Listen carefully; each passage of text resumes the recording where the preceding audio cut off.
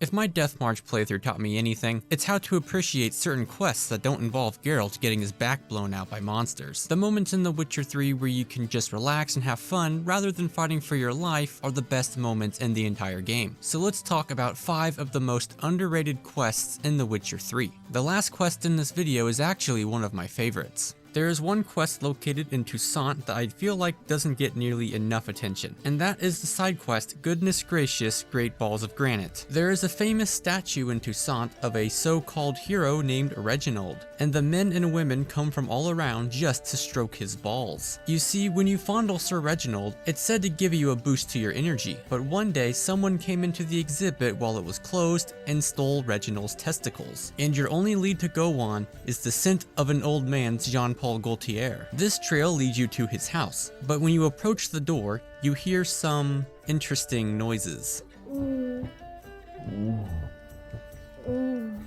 Inside the house, you'll find an old man getting it on with an absolute beauty, and she's married to someone else. And it's their 3rd round today. Those copper testicles are truly something special. Or maybe it's the Jean-Paul Gaultier. The old man frantically tries to deny that they were sleeping together, until he realizes you're not her husband. Oh, but then her husband walks in and accuses her of lying with 2 other men, which is unforgivable, whereas lying with one other man is apparently totally forgivable. Rosalinda, one I could forgive you, but 2 at one time! If you choose to fight him instead of using Axii on him, you'll see that his name is labeled as Cuckold. So you have to proceed to beat up Destiny, where he will leave in defeat, and then you need to take Reginald's testicles back from the spry old man. Once you return Reginald's testicles to the curator, he will not only reward you with a Reginald figurine that you can display outside of your house, he will also let you come back and stroke his balls anytime you want, free of charge. If you never played this quest, then you're probably thinking that I'm making this up. And even though it sounds like a fever dream, this quest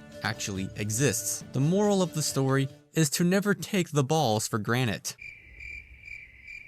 I'm sorry, I had to start the video with a bad pun. There is one side quest near that one druid hideout on the Skellig Isles called Shock Therapy. There is a druid who claims his friend has fallen victim to a curse or sickness that caused him to lose his voice, and they can't seem to fix him no matter how many spells, potions, or other remedies they try, and he wants you to scare him into getting his voice back. You can find the silent druid by a nearby tree, and if you try to talk to him, he will just awkwardly stand there like Joe Biden at a press conference. You'll have to scare him a total of 3 times, using Ard on the hanging pans near his bed, using Ard behind the rock when he meditates, and by extinguishing his campfire, which will cause him to scream in frustration. 3 years.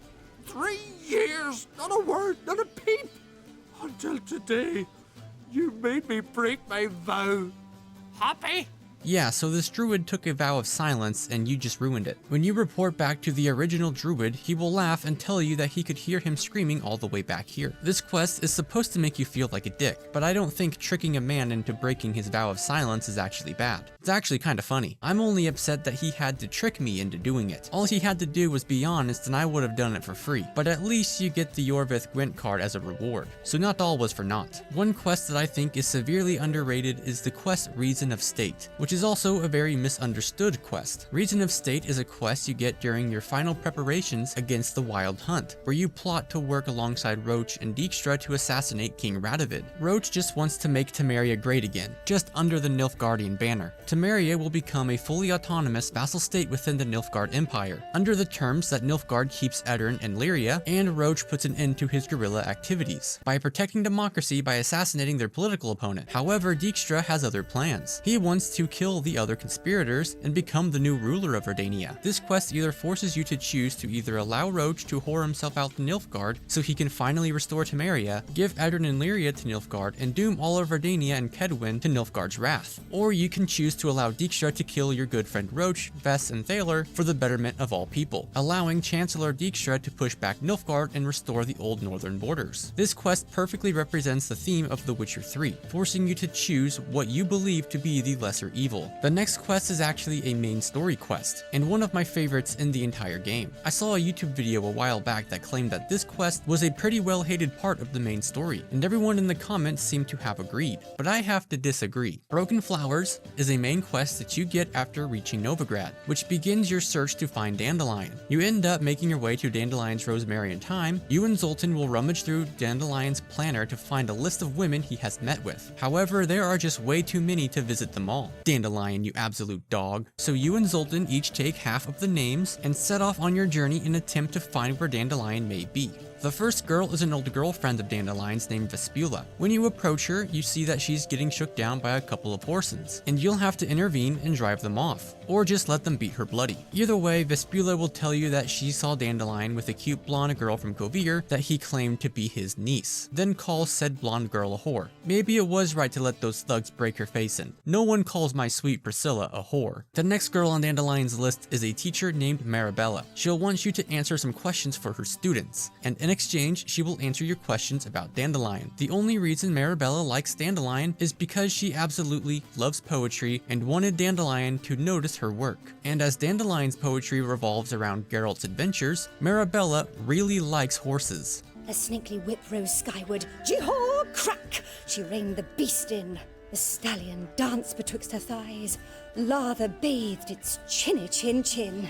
Eventually, you'll head over to meet with Rosa and her sister, two very manipulative attention seekers, who are Nilfgaardian diplomats. You sneak in on the basis that you are the new swordplay instructor, then proceed to beat the life out of Rosa with a wooden sword. Afterwards, she will finally talk to you about Dandelion. Her family hired Dandelion to teach and perform music, and according to Rosa's sister, Rosa began to fancy Dandelion, so her sister wrote Dandelion love letters, but signed with Rosa's name. So Dandelion made advances towards Rosa, but Rosa turned him down even though she liked the attention. Just typical behavior between two sisters. The next person in Dandelion's planner is Elial. Yeah. Elial is a dude. You see, Elial has always wanted to become a Doppler, but when he eventually came to the inevitable realization that he can't change that, he became a tailor and began making costumes so he could become a different person whenever he wanted. And one night, he was pretending to be a girl because we all know he can't actually become one, since he's not actually a Doppler. He met a very drunk Dandelion, but not drunk enough that he'd actually sleep with another dude. Don't think I want to know what happened next. Oh, stop. He wasn't so drunk as not to figure it out. Besides, men don't interest me. I told him that from the start. Luckily, Dandelion's an open-minded fellow. We had a lovely evening. He became a loyal customer afterwards. Molly is the last one of Dandelion's lady contacts, and she is a maid for the Lavalettes. However, she is currently on loan to the Beaglebuds, so you head down to the Beaglebuds racetrack and you'll run into an absolute bimbo named Molly. And unlike Molly's vagina, I don't use that word loosely. This lady is an absolute beauty, but she's also as dumb as a bag of rocks. She's the most oblivious person on the continent. Or maybe his sister could help you. Such a nice girl. You do realize Dandelion doesn't have a sister. Sure he does. Saw him myself. Funny, she don't look like him at all. Blonde, for starters. Maybe they've different fathers. Mm-hmm. Different mothers, too. Maybe. In fact, if you happen to have killed Arian Lavalette in The Witcher 2, she will be married and her husband actually doesn't mind Molly spending time with Dandelion because he believes it'll make her less stupid. And your husband has nothing against it? Your old friendship? Course not. Sweetiekins couldn't be happier that Dandelion's raising me sophistication. Once you have visited all of the women and a man in Dandelion's planner, you'll return to Zoltan to discuss your findings, and conclude that the common denominator revolves around a blonde woman from Kovir, which we come to find out is an absolute beautiful woman named Priscilla. And you know me, I absolutely love Priscilla. Now, one of my favorite side quests in the entire game has to be the Blood and Wine side quest called Equine Phantoms. This quest is kind of hidden, as you can do all of the question marks and still not find it. However, this quest is essentially just a Witcher contract, but don't let that fool you. You can approach an old hermit who claims to be tormented by something that she can only see when she gets high as a kite on some mushrooms that are said to be extinct. Investigating the property leads you absolutely nowhere, so in order to investigate this specter that you can only see while on ancient shrooms, you have to start tripping balls.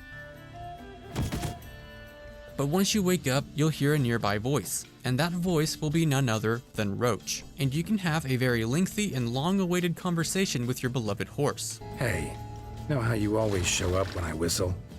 How's that work exactly? Well, you're my human. Gotta be there when you need me. Yes, I'll be there for you, ooh, as the world falls down. Still kinda strange. How you cross the ocean when I call sometimes, but then get hung up on the tiniest fence. What's that about? What can I say? Everyone's got limits. Listen, got this contract I need to finish before the brew wears off. Right, monster won't slay itself. Let me see. First up, I need to know what we're dealing with. Follow me, and try not to trample any plants or small animals.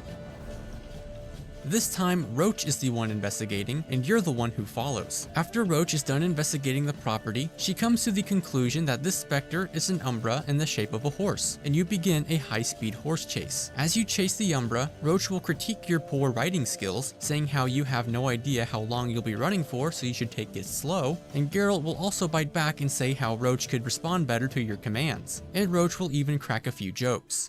Let's not lose sight of that Umbra. Can you see it now? Yeah, it's right there. Run, Roach. What the fuck do you think I'm doing? Once you finish chasing the Umbra, you will confront its human form. You see, this man was in love with the Hermit, but after his horse caused him to lose a tournament that he wanted to win in the name of his lover, he decided to beat it to death with a stick. And the only way to stop him from tormenting the Hermit is to forgive him for what he's done. Regardless of your choice, you'll return to the Hermit and say the job is done, where she will give you a whopping 60 potatoes as a reward. And as the shrooms wear off, you say your final goodbyes to Roach, as you'll never be able to have an honest conversation with her ever again. This quest is great in the way that it kinda makes fun of the glitchy and nonsensical horse mechanics. This quest does, however, make you see Roach a little bit differently, so make sure you give her a nice pet when you're done. Alright, that was 5 of the most underrated quests in The Witcher 3. Feel free to let me know which quests you think don't get enough attention down in the comments, and if you want to see more content, then make sure to subscribe so you don't miss the next video.